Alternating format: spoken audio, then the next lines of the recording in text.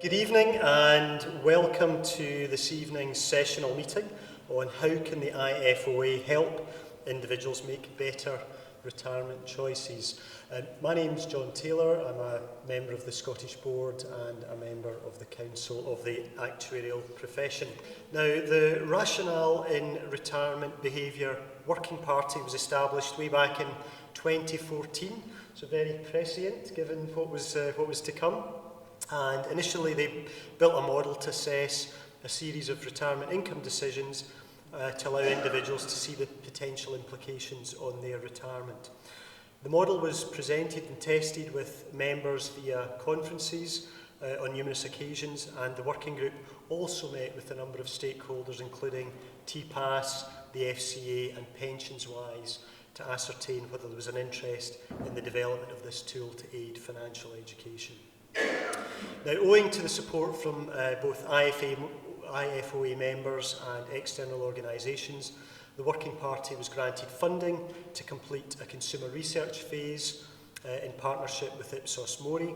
Following the consumer research, the model has been completely redeveloped with a user interface added to provide a tool which targets individuals who may not be able to afford financial advice and are therefore more likely to be relying on a free source of information.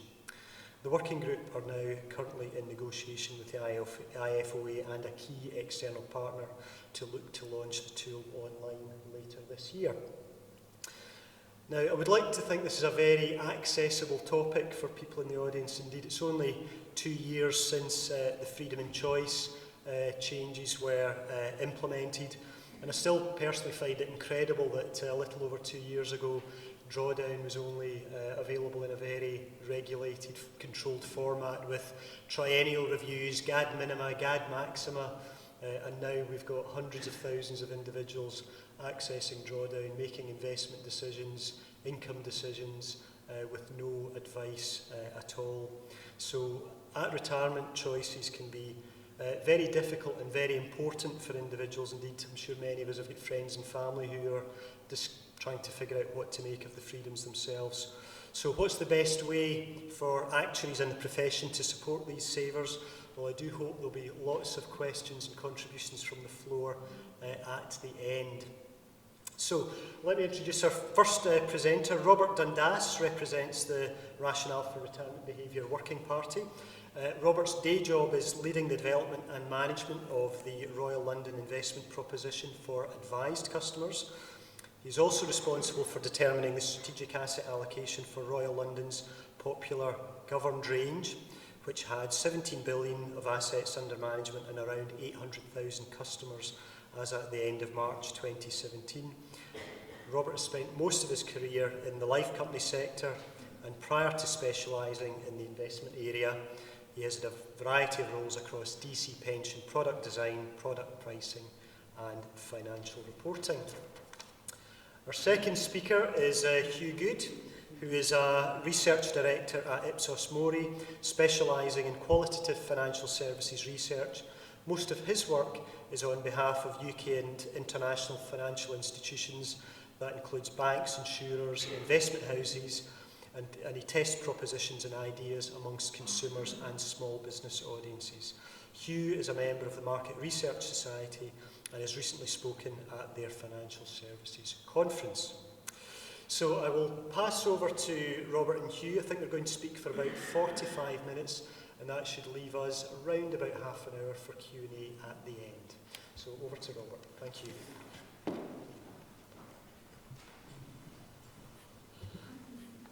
Good evening, everyone. So, how can we help individuals make better retirement decisions? I've got quite a lot to get through, so I'm just going to go straight into it. So in terms of agenda, just going to quickly recap on what our objectives were as a working party to give you a bit of flavour and context of where we started. And then we're going to go into our retirement journey and cover the 2 games in particular that we've developed, and we're also going to have Hugh, as we mentioned, talk about the consumer research that we've done as part of the project. Then we're going to talk about some of the next steps we're taking and move into the Q&A to take your contributions. So, in terms of objectives, this working party was set up back in 2014, and this was in the area where drawdown was really, it used to be a kind of specialist area, was typically an advised sale. The regulator typically expected consumers to have maybe 100k or more, whereas it moved with the freedom of choice changes to kind of be open to all, and very much a stark change, whereby a number of key rules had been moved away. So we were concerned around consumers taking decisions perhaps unaided and perhaps running out of money. There were lots and lots of risks out there, but the key one for us was to kind of almost summarise that for the consumer was what happens if they run out, and what can we do to try and help them avoid that. And we wanted to focus on the kind of non-advised, because we felt that the advised advisor of the market would probably get sufficient support from their advisor. And we were also keen to do some consumer research, so we didn't want to kind of just talk amongst ourselves in the financial profession. We wanted to kind of open it up and get a wider perspective on that. So in terms of our retirement journey, in terms of research, the first thing we did when we started talking about it is being actors, we couldn't help it but develop a model. That was our first starting point. But we didn't just want to develop a model to help us understand and to have a good way of discussing it amongst ourselves. We wanted something that we could help the consumers with. So our approach to that was to develop a game. So we wanted something that would allow consumers to interact in some sort of accessible way. And we settled on trying to gamify this model that we'd developed. And we took that out to conference, and we wanted to share it with people, get their perspective, and get some feedback on that to see what they thought of what we'd produced. And then we moved into the consumer research stage and tested that. And by doing that, that allowed us to greatly refine our game into something that we believe is much more accessible for the end consumer.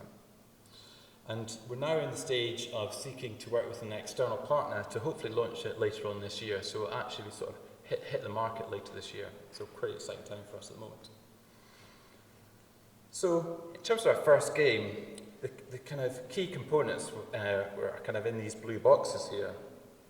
And we decided to develop a stochastic model. And that was really conscious because of, we felt that was part of our skill set, and also because we wanted to kind of capture the variability that was inherent in these sorts of decisions that face consumers.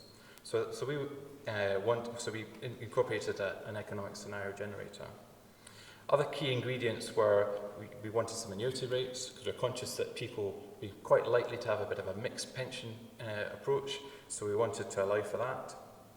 We wanted also to take in consumer decisions, but we also had assumptions on mortality rates, tax, state pension, and all the rest of it. So these are the key determinants. And we'd felt that we'd kind of pared ourselves back a wee bit to do this, because we're conscious by doing this, even though that's relatively comprehensive, by doing that, we were then missing out things like other savings, so ISAs, leases in today's environment, bank accounts. We left out houses, we left out defined benefits. So we'd already felt that we'd pared things back somewhat, but we're trying to get this right balance between capturing everything and being fully holistic versus having some level of simplicity to make it accessible for the end consumer. So in terms of inputs, we were conscious to try and minimize the number of questions we were asking people, because we were visioning that we were having some sort of web tool or some sort of app, and we were conscious that if we asked too many questions, there was a high chance that people would get disinterested, wouldn't get past, wouldn't be able to complete it, and therefore wouldn't benefit from the full experience. So we tried to keep this as small as possible. But the first two components that we had to have was age and pension pot, and this was DC pension pot. So with those were the kind of two initial ingredients. We then wanted to ascertain how much annuity they wanted to purchase, and we kept that simplistic in the sense of nominal and index linked. And then we wanted to ask how much income they might want to take in drawdown, and finally, what sort of investment choice might they like to take. But even with the investment choice, we'd simplified that down again into standard kind of risk styles. So we kind of went from cautious, balanced through to adventurous to kind of simplify it again. And we asked for those decisions every 10 years because we were conscious in a drawdown environment. Typically, you could be making decisions potentially annually and be reviewing that.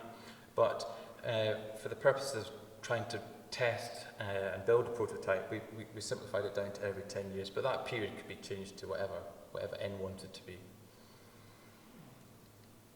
And we first played this out at one of the Professions Pensions Conference, and we presented it, and we played the game live with the audience. So we put people into teams. We tried to develop a competitive spirit in the audience straight from the off, and we challenged our audience to see whether they could advise a notional customer, Joe, who had a pot of £100,000 of DC, had no dependents, just to kind of keep it a little bit simpler for them. And we challenged them to see, could they take decisions that would allow them to beat an annuity? And that was coming from the premise that annuities were receiving a lot of bad press at the time. There was much more kind of trade press about get your hands on your money, quite a different era that we'd moved into, and to see whether a bunch of actuaries could outperform an annuity in drawdown. So that was the challenge that we set them.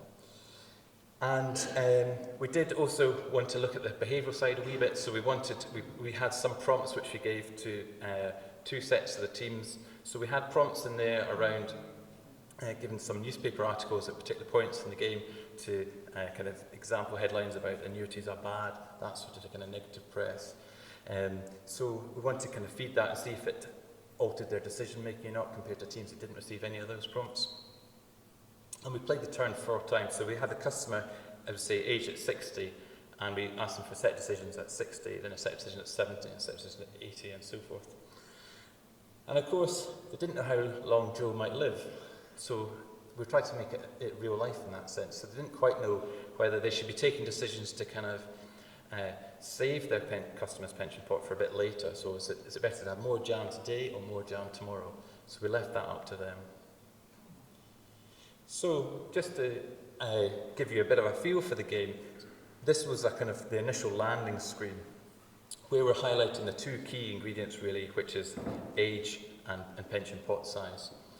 So this game we developed, as I say, was really a precursor to the final one. So it's the audience weren't really playing with this, but we were using this live because we had a team of people to get people's decisions, type them into two sets of computers, and play the results back live during the presentation. But this was our first version of the game. So what we were asking people was, so how much annuity would you like to purchase? What kind of investment decision would you like to take? And then finally, how much income would you like to take out of drawdown? So those are those orange boxes on the left-hand side there. And we're trying to have it so that there was some initial kind of graphical representations of how those decisions were playing out, so that people could tweak them before they kind of hit the button at the bottom to then move on to the next goal. So there's a kind of waterfall chart on the top right there that's illustrating for their starting pot size, how they're spending it. There's an asset allocation there. And finally on the bottom right, there's a comparison there against annuity. So in this circumstance, they're taking 10% of a nominal annuity and 10% of an index-linked annuity, and then they're taking just £1,000 income. So in those circumstances, in the first 10 years, they were taking less income than they would otherwise get if they fully purchased an annuity. So that was the kind of the first screen, and then we'd have these intermediate results which we handed out to all the teams. And here we're trying to illustrate how they've spent their pot over the last 10 years. They're now 10 years older. What's their fund value look like? And then in the bottom right there, you can see how does their income fare compared to what if they bought annuity.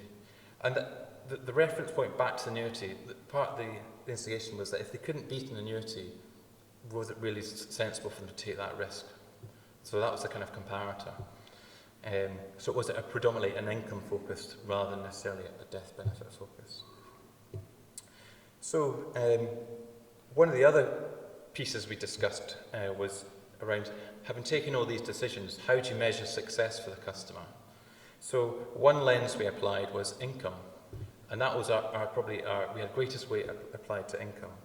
And so we played around with what the best sorts of ways to represent this, and we tried to illustrate here with some colours and some charts how these choices fared versus an annuity. And I think it's fair to say it's hard, but we wanted to try and illustrate some of the fund value issues, some of the income issues, and compare that reference point back to the annuity, as I say. We also wanted to illustrate the death benefit angle too. So we tried doing this approach, which was, again, I'm sure could be improved, but we're trying to illustrate a kind of survival curve here to illustrate that as they get older and older, there's a chance that they could pass a fund value onto their estate, but the rate of that fund value obviously moves around, and the chance of that, the chance of them surviving obviously reduces and reduces as they get older. So that's where our first game ended. But we were encouraged, one of the key themes was we wanted people to kind of keep playing so they could keep changing their investment choices or their income choices, so they could keep playing to try and generate that level of knowledge. And that was where we were going with the game idea, was to hopefully intend that consumers would be sufficiently interested that they could play it a number of times to learn as much as they could. So we received lots of really, really positive feedback, which was great, but it did mean that we'd ended up having to get asked back to present at all the chips, which was up and down the country, which was quite logistically tricky. But everyone agreed that we really needed to test this with consumers because we were testing this within the kind of actuarial gene pool, as it were, so we needed to widen out. The majority of views favoured some simplification, but we were very conscious of this trade-off between the desire for simplification to simplify things to make it easier for consumers versus the kind of perhaps natural desire for accuracy and detail that we might love to get into, and trying to make it the best tool. So it was a kind of conflict between the number of messages we were able to reasonably communicate to customers versus what would sort of bore them to death, or what's the right tipping point that actually you've gone too far there, we need to rein that back in. So, as John mentioned earlier, we sought to get some funding from the actuarial profession, and we were able to do that, and that allowed us to appoint Ipsos Mori to do some consumer research. So I'm going to hand over to Hugh.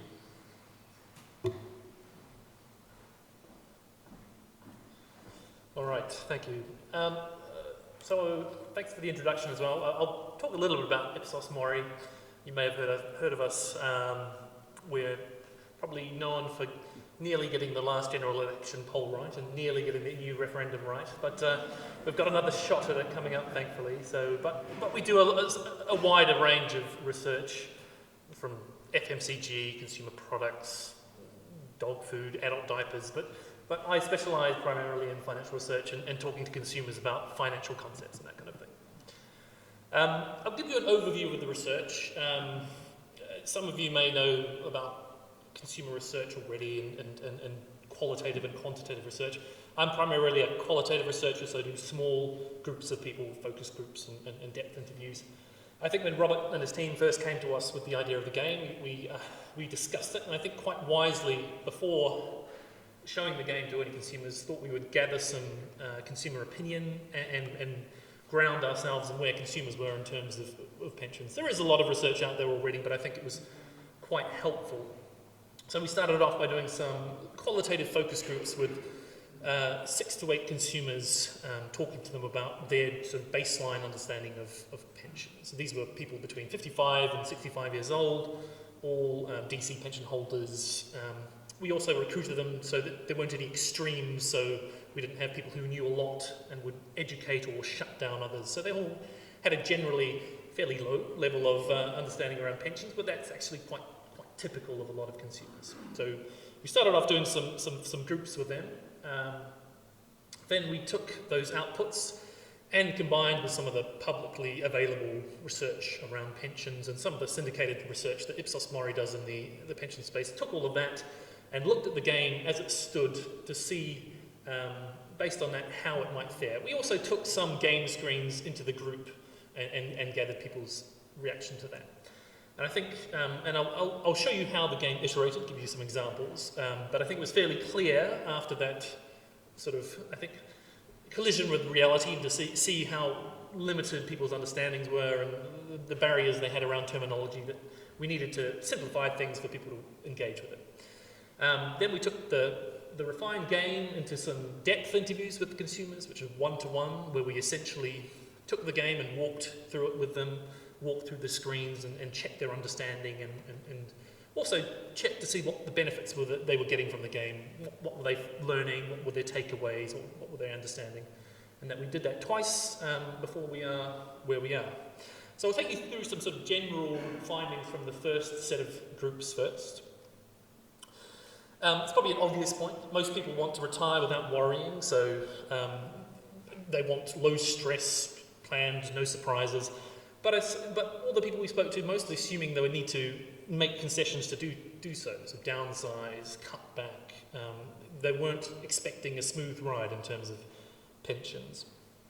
Most people were underestimating how long they would live post-retirement. So people retiring today can typically live to their mid-80s, but most people either didn't know or were undershooting, and I suppose the consequence being that if you don't have a good sense of how long you might live, you will under-cater financially for that as well.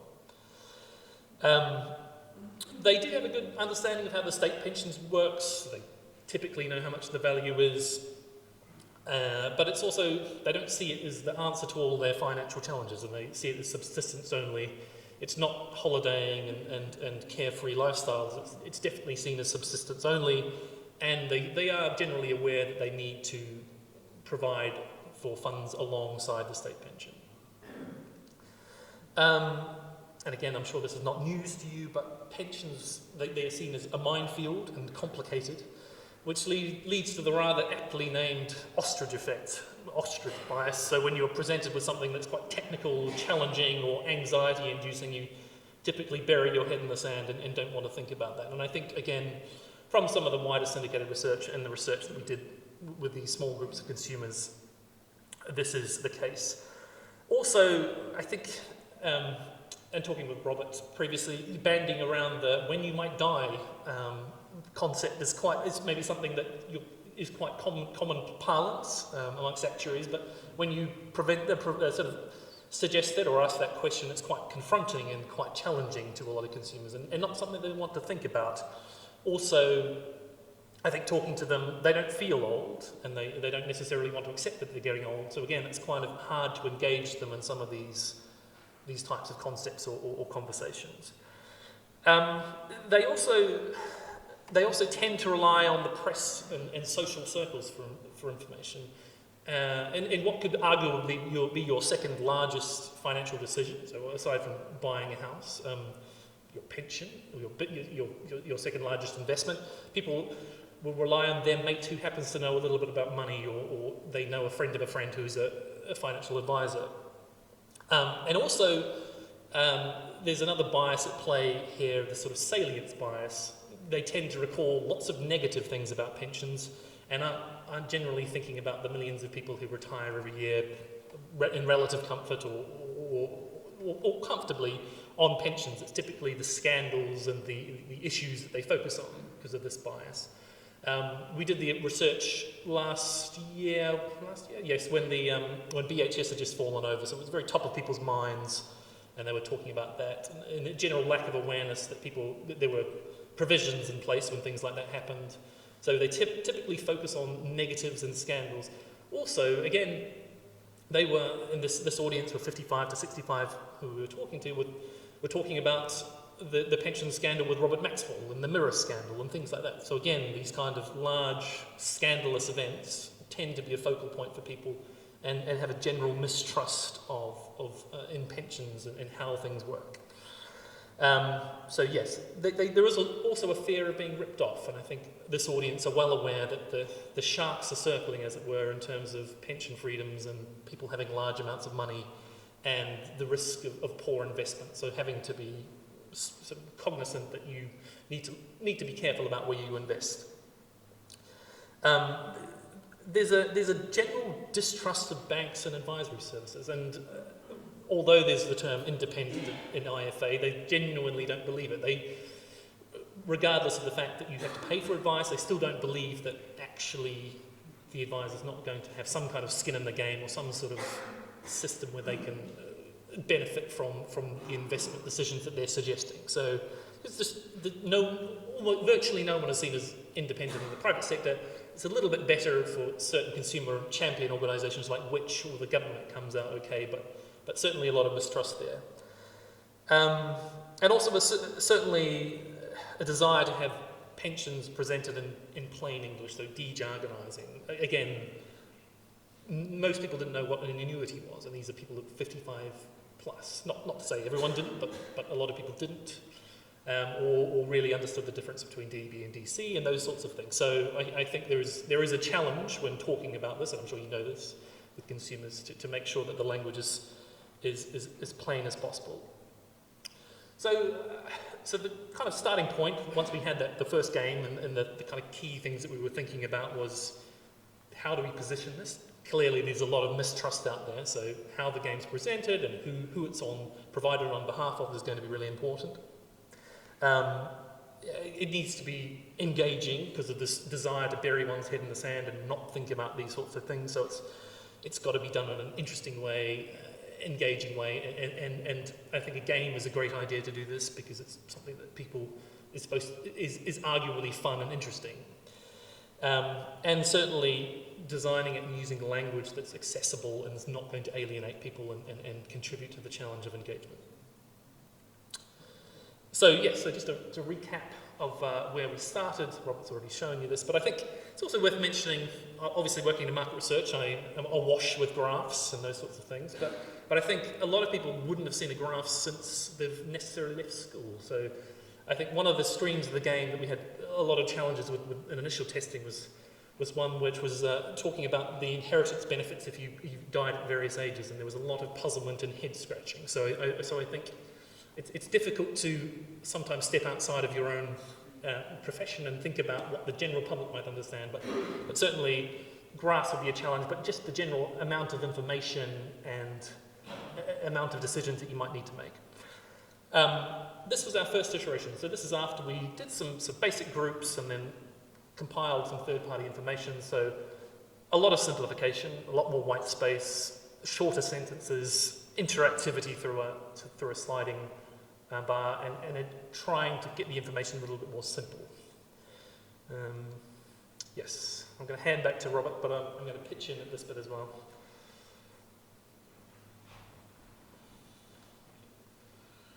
Right, so this is your chance to get involved. I'm going to give you a live demo of our second game.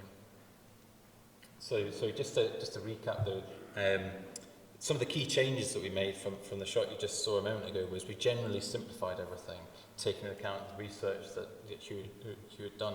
So there were things around making the user experience much better, making it a bit more gamified, trying to layer our messages, because really we had too many messages going on at the same time. So try and par back that a wee bit. Another key decision that we made was we went from a stochastic tool to a deterministic tool. So we took that decision with a relatively heavy heart because, well, maybe we were a bunch of actuaries, but we debated this one a lot, and but we felt on balance that really we needed to keep it simpler to avoid losing the customer, because clearly the research was suggesting that we were just losing them straight away. So let's get involved. So we developed this as an Excel spreadsheet, but we purposely tried to design it to make it look as though it was a web tool. But it was obviously intended as a prototype, so you need to accept some of the slight aspects of it. So first of all, we've gone for a kind of white design to keep it simple. We've tried to avoid any branding. We've tried to keep things quite simple. We did have some buttons here to kind of illustrate the kind of prototype nature. So here we're just illustrating that trying to illustrate this is independent. You're not being sold anything here, so we're trying to play to those values. But if we just get stuck in, so first of all, we had a customer. The name doesn't actually go anywhere, but the first aspect was their age. So it turned out that actually using a drop-down was preferable to people typing in their date of birth, because date of birth was kind of a bit of information that was a little bit personal, and they didn't want to necessarily reveal that because people are always a wee bit uncertain about where's that going. So we can pick an age. So here I'm going to be starting to fire questions at you. So we've got the age there at 65, but we can pick any age you like. We've got a pot size illustrative of 100k. Or maybe just leave it there so you can do sums a bit easier in your head.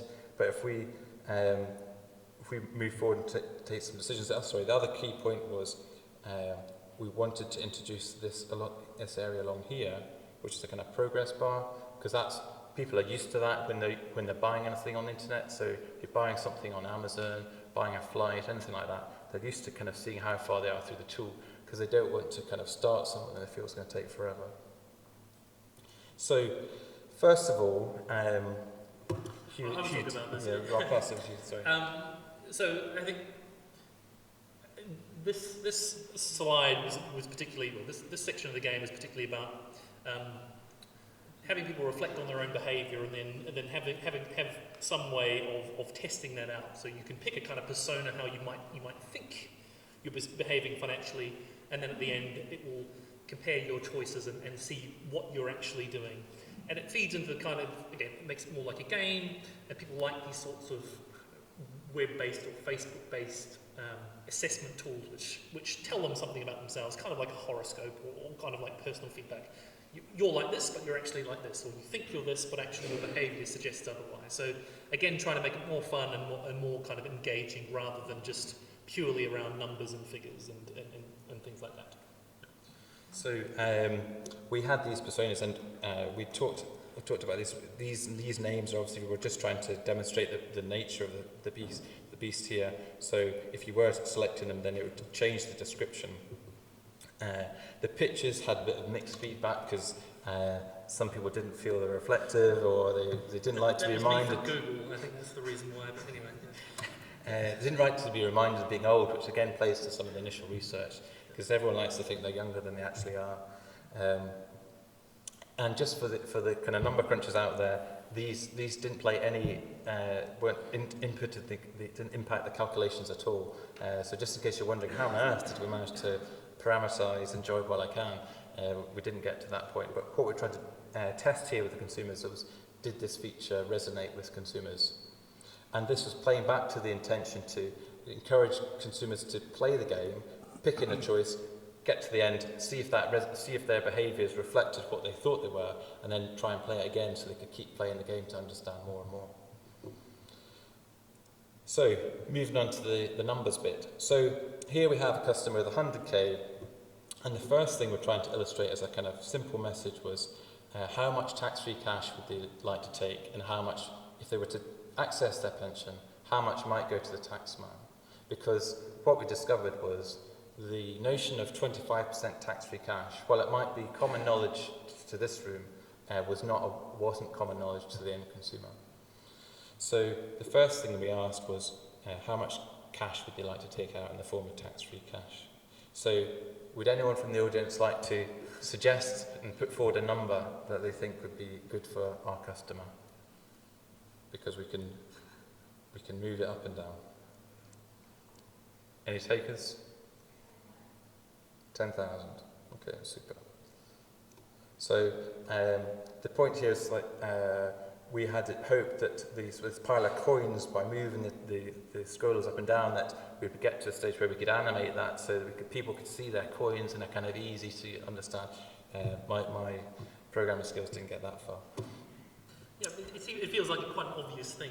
Obviously, you pay tax on anything over 25%, but again, the general level of knowledge. This is quite a big educational point to a lot of people, having this sort of in black and white or red there in front of them. Yeah. So here, just to illustrate for the game, that if you had pushed that further, you can see that the things are coming in to say, oh, hold on a minute, you're taking more than 25%. So while you might have read the newspaper and you felt that your pension's all your money and you need to get your hands on it really, really quickly, you could end up paying a lot of tax on that if you take more than 25%.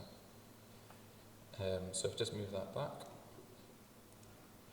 So next on this screen, we've tried to keep a sort of similar format from one screen to the next.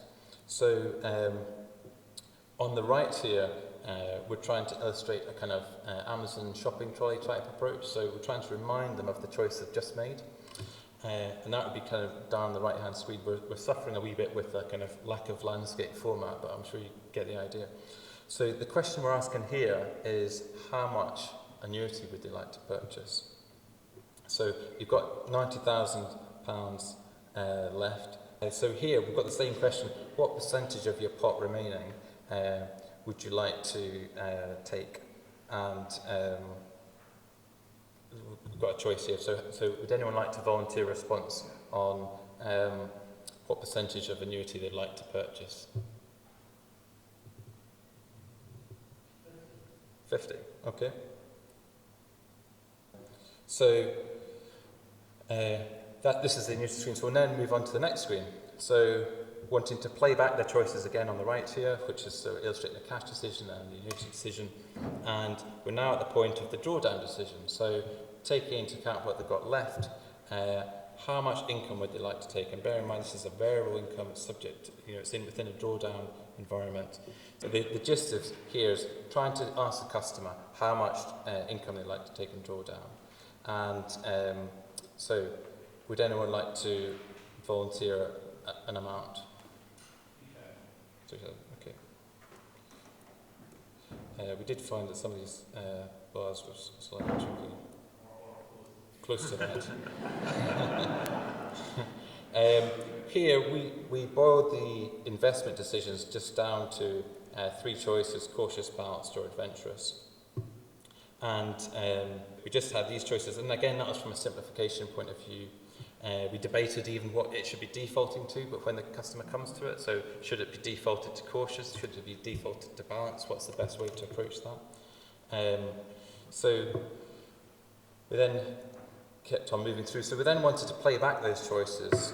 What were my results? So we're trying to minimise the time it took for the customer to go from asking for a few inputs to getting their results, so they would be inclined to play the game again.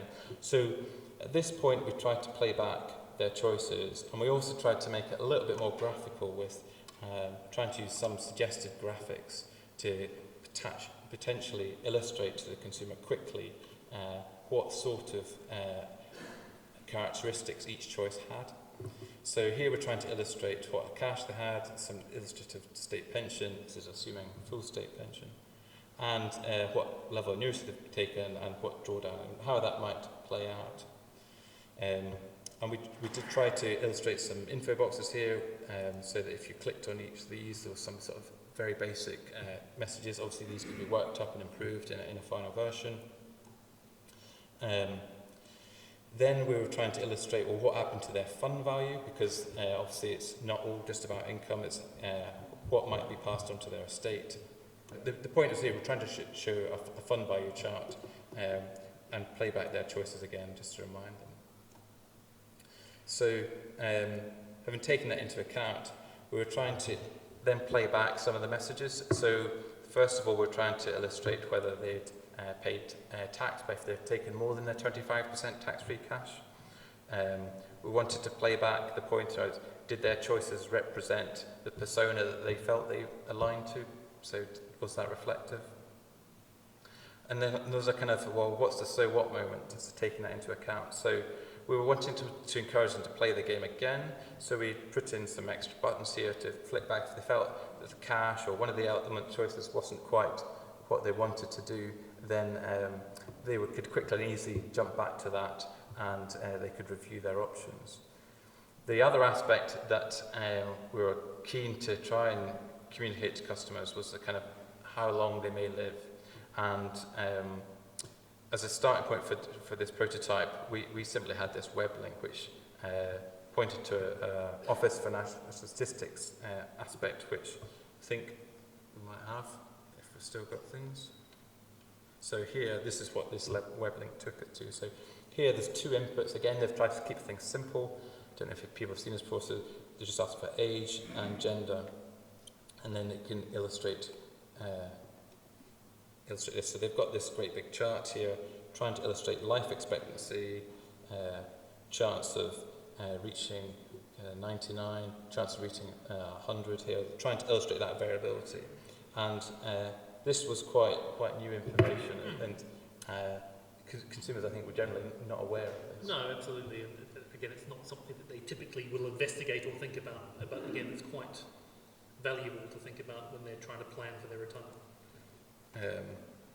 So that was our games, and as I say, we were trying to encourage them to click back so they could use these buttons to move around and alter their choices so they could replay it a number of times. And again, say it was all deterministic, so it was simpler in that sense, but we've worked quite hard to try and simplify it, but offer the kind of the benefits of trying to communicate some information, basic information about the choices, and demonstrate this as a prototype so that the further things can be worked up in a proper web version. So if I maybe flick back to the slides, I can hand back to you. Oh, yes.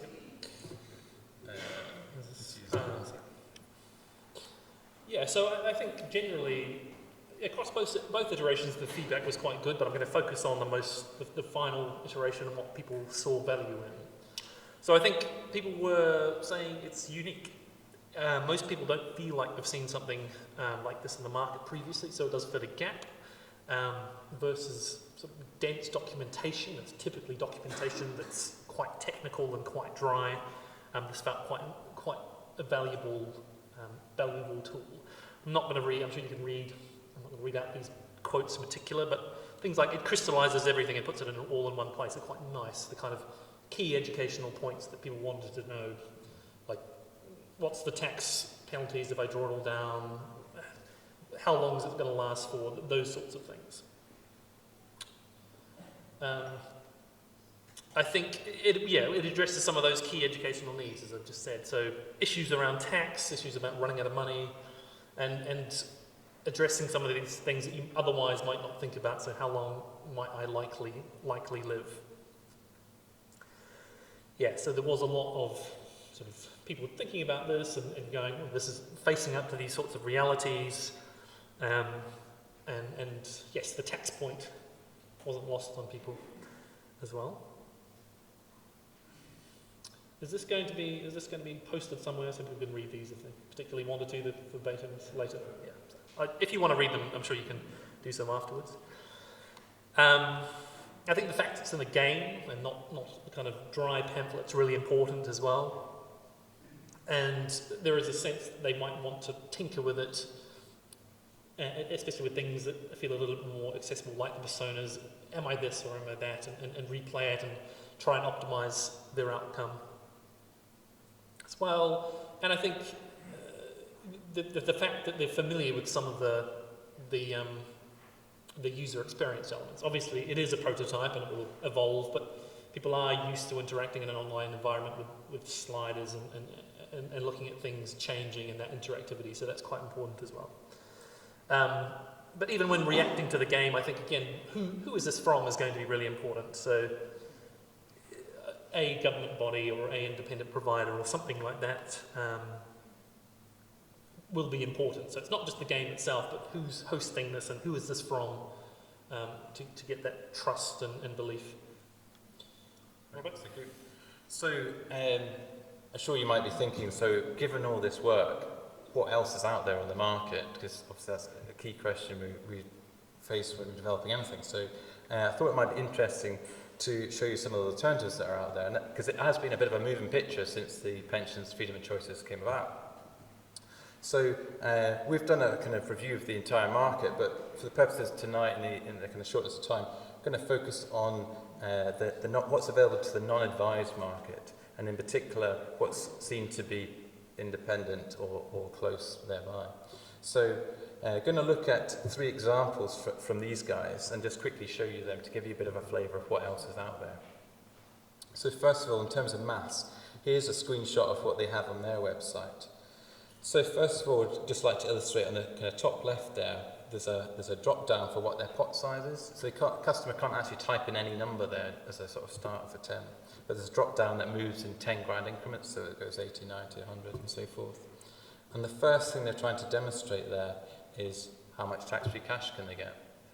So while we might think that pot times 0.25 is easy for us to do, that's a key thing that these tools look to offer.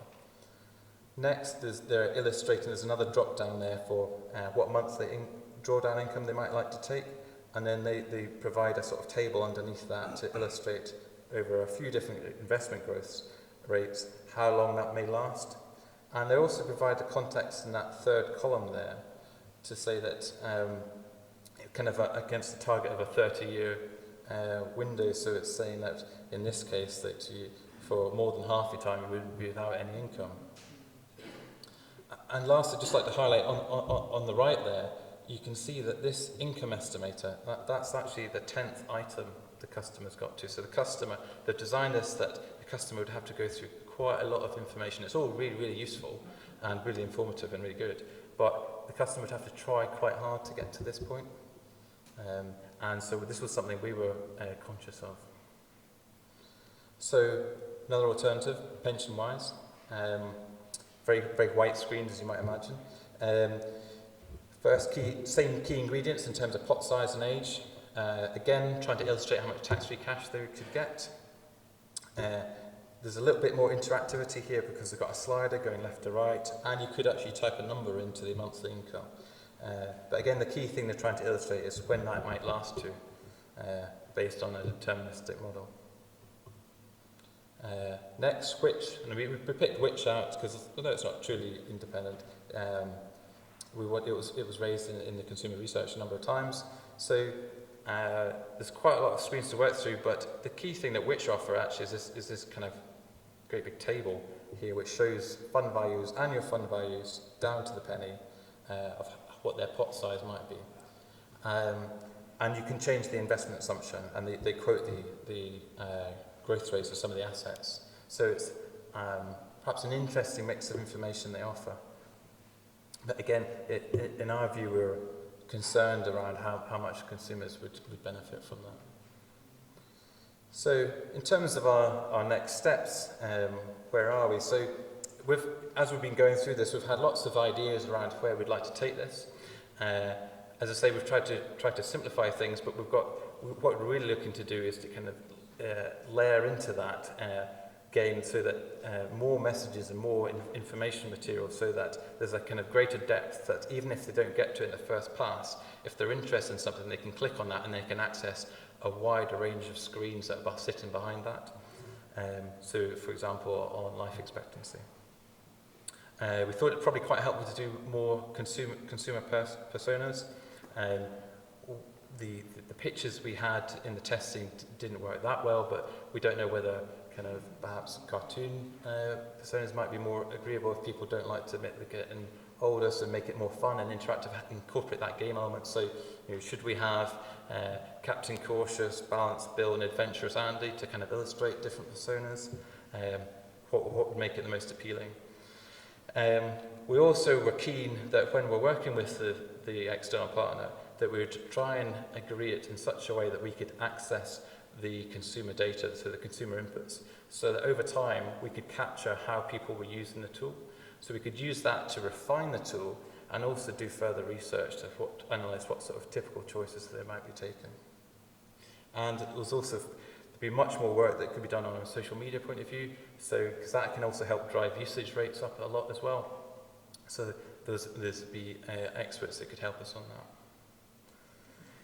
So in terms of these next steps, we've met with quite a number of partners, and we're working with one in particular now to kind of go through a sort of due diligence process. So we're looking at the various aspects that you might imagine in terms of exactly how the game would develop further, how we'd manage the data security, how we'd do the maintenance aspects, and we still need to obtain final IFoA approval to kind of, once we get to that kind of point further down the track. We're also keen to keep sharing research with the profession and the market. And one of the other things that's probably worth picking out is the kind of advice risk. So the profession were quite cautious and apprehensive around the people using the tool and potentially treating it as advice and potentially making ill-informed decisions or incorrect decisions. So we're conscious of that, but we're looking to work with this particular partner on the basis that they would be managing that risk on our behalf, so it doesn't fall back on the profession so much anyway. So, having said all that, we'd like to open up to some Q&A and welcome your responses. Thank you, Robert. Thank you, Hugh. It's great to see such a very thoughtful and considered work in progress along the way to help, I think, consumers with what's some of the most difficult financial challenges they face at the moment now. I think we've got some roving microphones in the audience, or we've got one roving microphone. And just while you're reflecting on questions, if I can maybe take the chance to open up the question myself, because if I look at the title you've used tonight about how can the profession help individuals make better retirement choices, I kind of reflect a little bit that a large part of the profession's heritage has been in defined benefit schemes, where through that vehicle we help people effectively save and then manage retirement income. Instead of DB, of course, we've got DC. Instead of annuities, we've now got much more in the way of drawdown. And I think that transfer of risks is sometimes termed a democratisation of financial risk. I'm not sure how happy the recipients of that democracy always feel about it. But it feels to me given the heritage of the profession, there's potentially an opportunity there to use the skills and the tools, etc., that we've used to help people save and decumulate in a DB environment and to apply them in a DC environment. The challenge, of course, is whether actuaries have the skill set, I think, to communicate effectively to retail consumers. I think you demonstrated a fair degree of self-awareness around that challenge earlier, Robert. So I think one of my questions is, to what extent do we need to bring in expertise from behavioural economists, psychologists and the like to try and engage with consumers on their terms? And secondly, if I think again about the actuarial skill set, could or should we be trying to invest a lot of time and effort in defaults, that instead of helping people navigate this terrible confusion of choice, actually giving them a very sensible default that will work for most people most of the time? Is that a better or complementary way of helping people with that challenge? Thank you. Okay, thank you. In terms of other experts, I would wholeheartedly agree with that point. I think the profession has an opportunity to work with other expertise in the area, and that's why we, as a working party, we purposefully did that, to work with the likes of Ipsos Mori, to bring in expertise that wasn't natural to us. And so I think that is only going to continue going forward.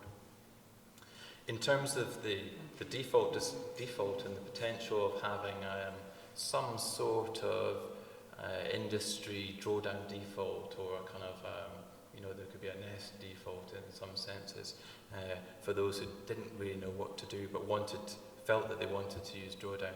I think that's obviously a very hot area of debate.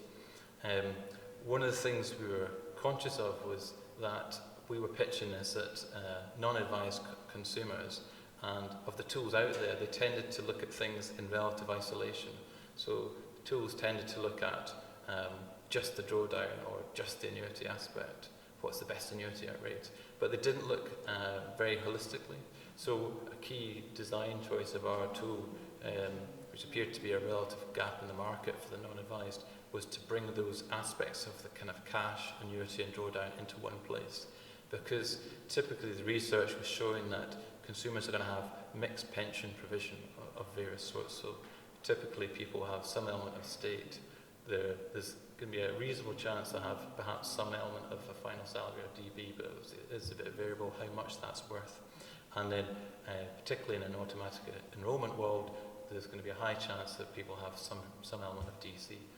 And taking into account, they've got a whole host of other savings, obviously, and they may have a house and all the rest of it. So we were trying to focus on, just as we say, on the kind of, particularly the DC pension aspects of cash, annuity and drawdown, bring those together. The default ultimately for each customer could be variable because it depends on who they're with. So we didn't get as far as tackling that aspect. mean, I would agree. I would think we did have a behavioural science expert at the start of this, and I think their identification of what was going on and a lot of the biases at play is very important because it's not rational, well-considered, well-analysed choice by most people. There's a lot of just behavioural biases shaping from the external, very irrational decisions, really. So I think, yeah, looking at it through that lens, obviously, slight bias having that as part of our research of behavioural science, but I think in this sort of situation, the behaviour that's going on is really important to consider like that as well. Yeah. Thank you both. Some questions from the floor, please. Alan Martin at the front here, if you can bring the mic down. The name is Alan Martin. Can I just observe, you appear to have dropped the subject of inflation between game 1 and 2. I'm not sure if that was deliberate. It'd certainly be simplification. I would, however, be worried that only illustrating flat pensions. The solution is obviously another drop-down screen to take the life expectancy and ask half the population if the price of a pint of a beer 30 years ago would still be sufficient today, or perhaps for another section of the population, price of milk or bread or something. But my main point is getting inflation into this huge risk and assistance framework. Yeah, no, I take that point on board. Yes, ideally we'd have the tool coping with inflation, because what we were trying to illustrate with this tool was very much a prototype tool to demonstrate the benefits of what we could offer to work with another partner. And so we envisaged that we did want to allow for inflation in the format you suggest, because for us it was a big risk too. But we're just striking the balance between developing a 99% or 100% complete prototype and trying to work with other parties to get them interested and excited. So we're trying to, I suppose, demonstrate the benefits of the prototype. If I can just interject, Alan, briefly, I did speak to someone who'd gone to the other end of that, the spectrum there, and the tool started with you're about to embark on retirement for 30, 40 years. What do you think inflation will be in 30 years' time? I think it was a little bit off-putting. My name is John Hastings. One of the things you can do about a pension is pay more in. I wondered whether you thought this might be an instructive tool for someone in the sort of 40 to 45 year range, as to, you know, you may think 100,000 does you pretty well, and this might scare them into maybe thinking, you know, it's 200,000 I need to have or more. No, that's a really good point, because when we've presented this, that's been raised a few times to say, couldn't we do this for encourage people to save more? Because you could apply the same core engine that we have to a kind of the accumulation stage, not just the decumulation stage. And people debate about what age could you get people excited and interested to use this tool. So we ended up settling on, let's focus for the phase 1, as it were, to focus on decumulation, and then we can then take step by step and then move into accum if we can get there. So part of the thing is perhaps worth mentioning is that this is a relatively new area for the profession, so they're not really. We've been to quite a lot of committee meetings to get to this point, and they're not really used to looking at this sort of a thing, but they're excited to let it progress, but they want to kind of take it in a kind of measured approach. So I think it can make sense to try and create a success out of the decum, and then look to evolve it in the accum, because the potential with the working with schools and the other programs that John mentioned earlier, that we could use something like this in an accum or a saving environment, and it doesn't have to just be with pensions, it could be for other savings vehicles too.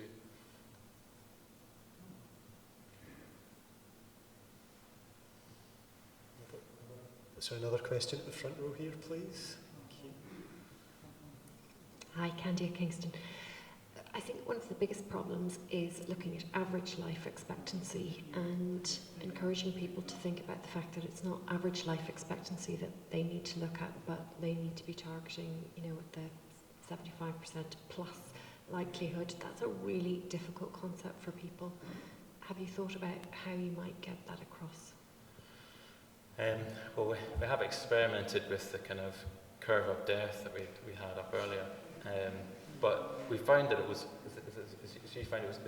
a difficult topic, and we're trying to strike that balance between keeping consumers interested and involved and not switching them off, and so it's really, sympathise with the kind of that massive variability.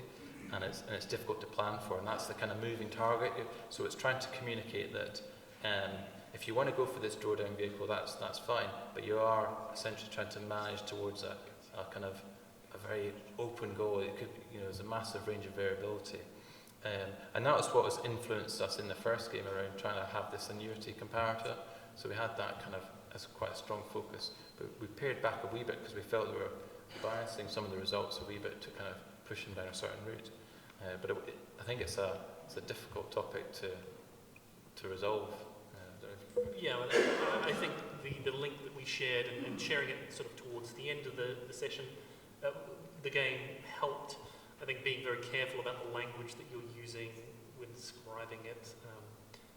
I think we started off being quite direct, but then changed tack when it was a little bit confronting. So actually being less direct seemed to be appropriate in this instance. I think almost, I take the point on board about talking about life expectancy, but I think the thing that was most challenging or interesting to people was when their pension might run out in that date and that age, and then kind of comparing that in their own mind. So even if your pension might run out here or last till here, and then having it alongside average life expectancy might be, not presenting it in isolation, might be quite useful. Because the other key aspect is the nature of the customer. So does this customer have a spouse? What's the family look at that from a kind of, say, a husband and wife? So what's their combined pension? Because here we've actually focused on just the individual.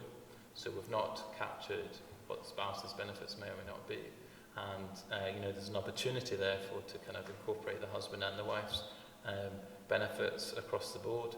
So it's this is where we felt that we really need to identify and work with the external partner, because there were so many routes that we could go down to resolve or explore, and so we felt that part of that would probably be influenced by the third party themselves. So we were trying to, I suppose, demonstrate the potential and then work with them to refine and develop and launch. Thank you. Another, I think the first one down there on my left-hand side. Thank you. I've been told to stand up for the camera. Gosh. Alan Watson, I had the fun of chairing CHIPS in Leeds where they demonstrated the model. And you're all coming up with the same questions that they all came up with in Leeds, and we're all typical actuaries and saying, have you thought about this? Have you thought about this? Have you thought about this? I genuinely encourage parsimony in this thing. As you've done, try and avoid having so many options that people are just struggling to come up with. You need simplicity on this thing, and I think that's what the public are telling you. So I would genuinely encourage you to avoid listening to too many actuaries.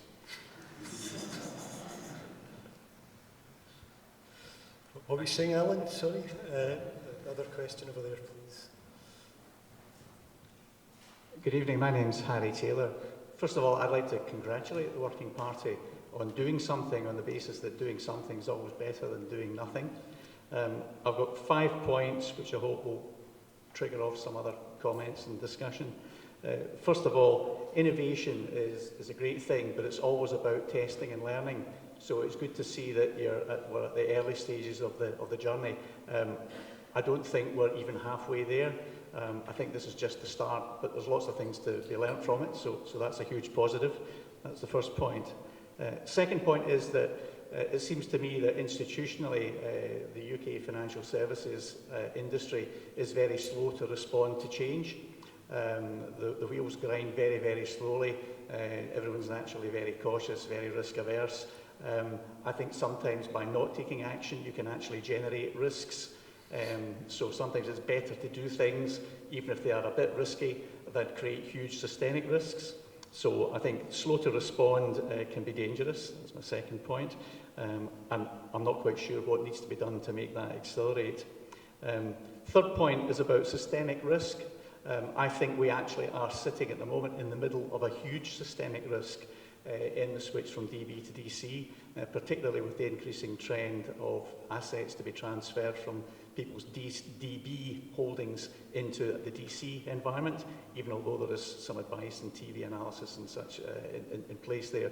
Unprecedented levels of transfer from defined benefit schemes into SIPs. There is the potential for the mass market in DB schemes to come a cropper with transfers into DC unless they really know and understand what's happening there. So systemic risk, I think, is a real and present danger. The fourth one is about range of tools.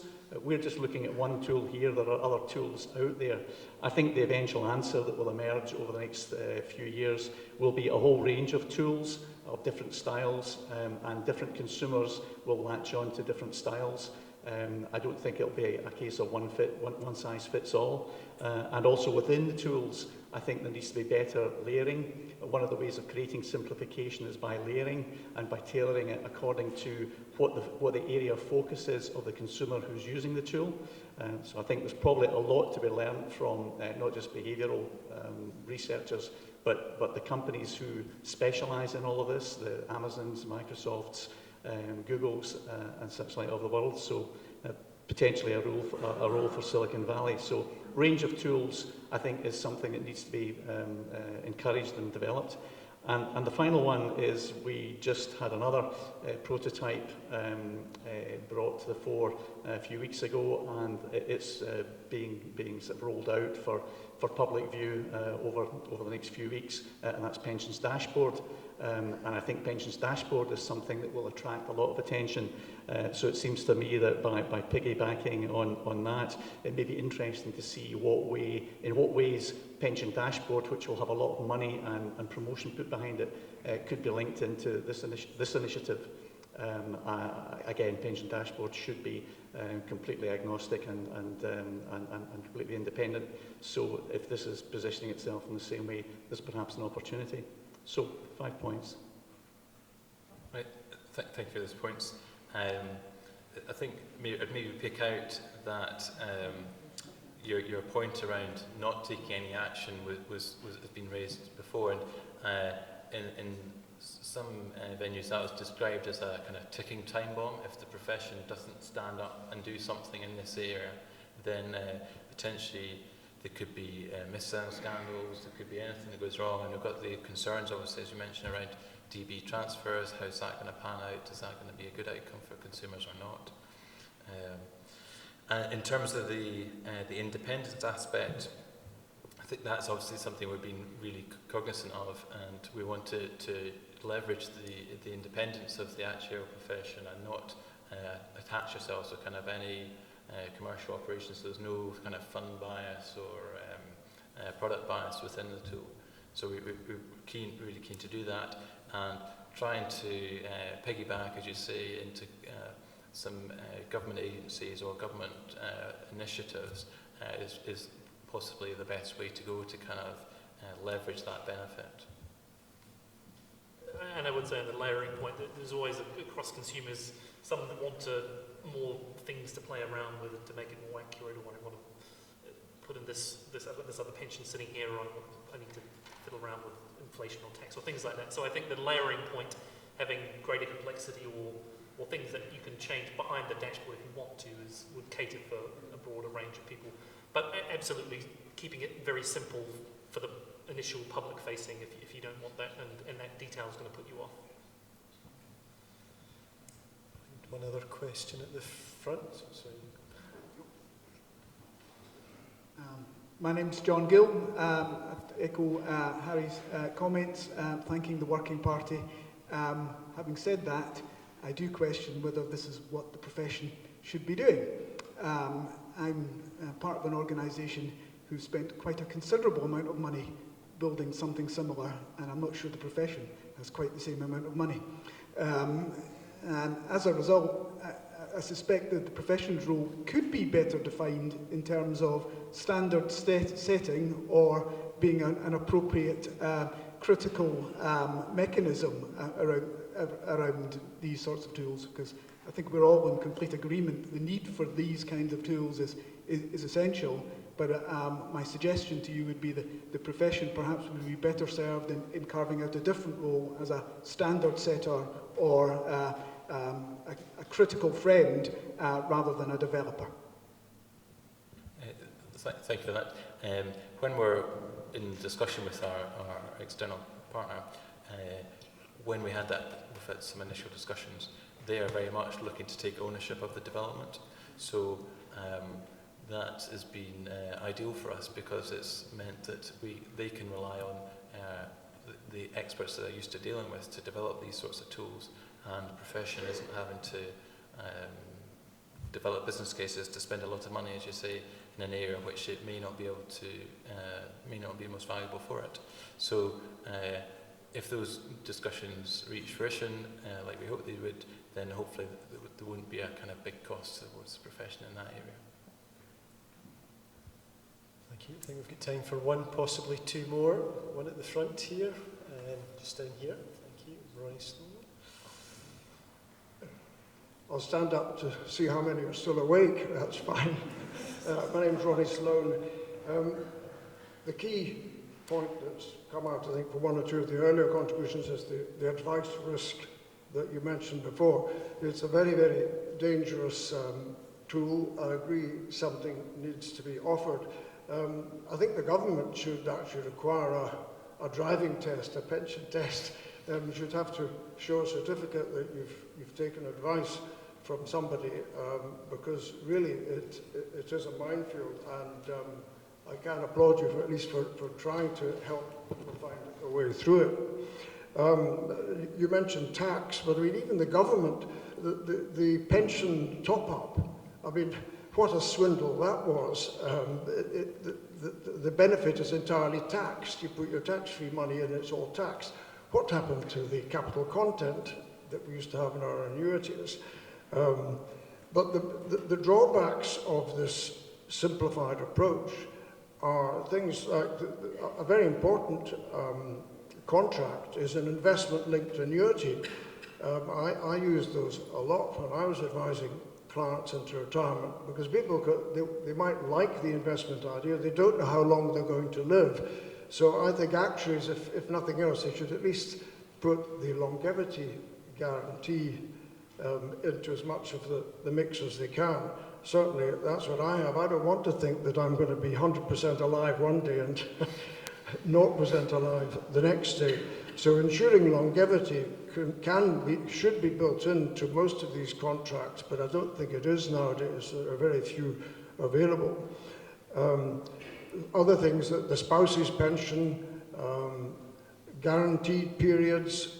I've mentioned in this place before that you can have a 10-year guarantee with spouse's pension with overlap, and you cannot lose by and large. I mean, that's what a lot of people who don't like annuities say, you know, they take all my money, but you can build in all these features, but not with an one-size-fits-all tool like this. So I think, yes, it has some uses to whet the appetite. That I'd like to see something pointing people to taking advice from a properly qualified professional before pressing any buttons and putting any money in. Okay, thank you. Yes, I mean, this trade-off between the simplification and having all the complications of choice out there was something we've grappled with over the entire journey, really. In terms of the product range that you mentioned there, we were simplifying it back to what's typically available to a non-advised customer, so that represents those choices. But it would be with relative ease that we can bring things in, like guaranteed periods and spouse benefits into the annuity choice.